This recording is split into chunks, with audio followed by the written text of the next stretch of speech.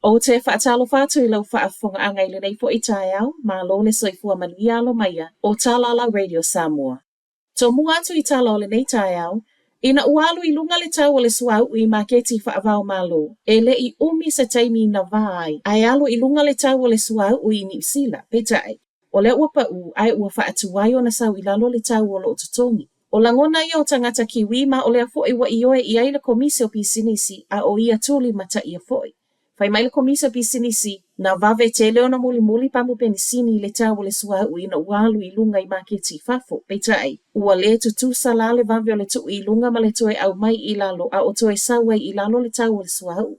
Fai mai ele komisino le komisi Brian Chappell's bea ma le vaiaso I le lua vaiaso le whaatua iai. Ma I whaatusa tusanga le komisina o se whaatuai pea ma le se 5 miliona I le tausanga leo lo o ova tutongi iai. A o tua iai launa toi sau mali I lalo le tau e tutongi mo le suau I New Zealand o le afo ia whaamuta I le aso muli o le masina le neo iuni le la fonga lo tutongi nei e tangata au kilani. Le Auckland Regional Fuel Tax leo lo tutongi ele se fulutasi tesi 5 sene le lita.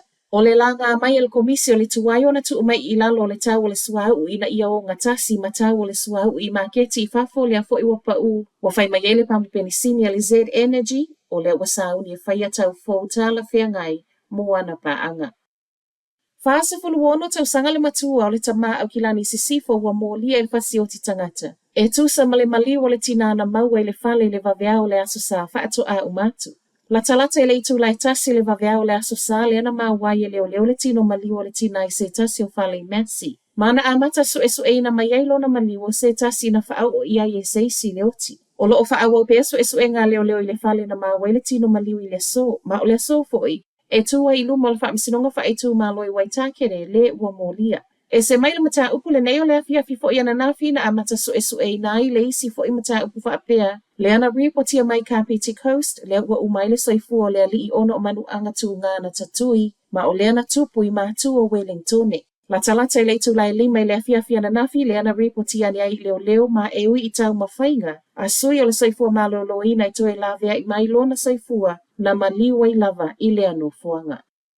O le uofo mai le Singapore Airlines tu pei pasese na afia I le whainga malanga le ana fatia. A o iai lungo le ea mai ua ina maliu le toatasi ai manu nua le tusa ma le sifulu ma le lua. Lua se lau sifulu ma le tasi le pasese a afia ma le sifulu ma le valo le au whainga luenga lea sa iai lea whainga malanga. Na sau mai lona tōna I Singapore, ma o leana iai tangata New Zealand lua sifulu ma le tolu. E tusa ma wha maunga mai le kamupani valele. Ua tusa I nei ma le masina talu na tupu, ma o le uofo mai le Singapore Airlines. Le se fulu wafeta la Amerika I pasese na wha manu alia mitimiti. Mo pasese na ti ngā ina ma o sau reporti a le fale mai e wha umi o na afia pēr soifua o no le mea na tupu o le uofo mai I aile ta I 2.5 afeta la Amerika.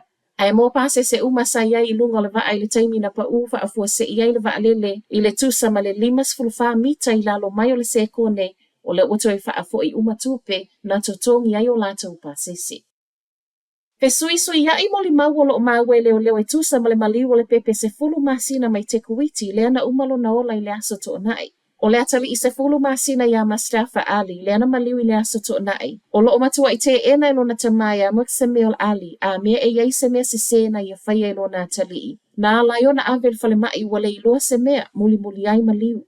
Ai mai leo ana nafi. O lo o whaawa upea whaatala noanga masui o le ainga pita I le au te lenga. E le o tutusa mo le mau ma le tu ngao manu anga I le tino o le tamai titi.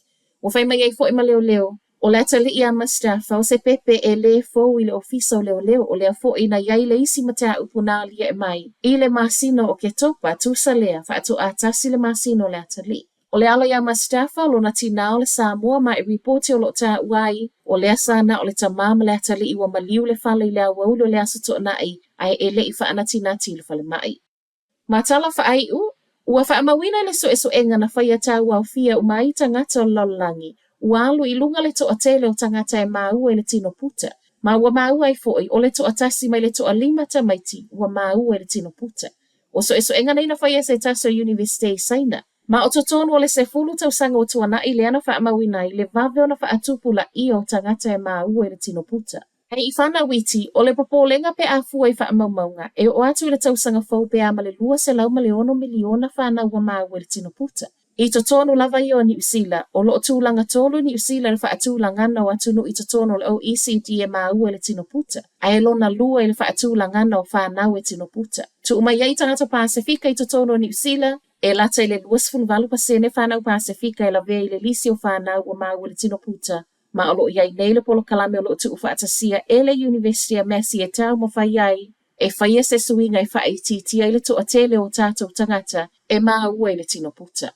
O Talanala Radio Samoa, manuia le tai au.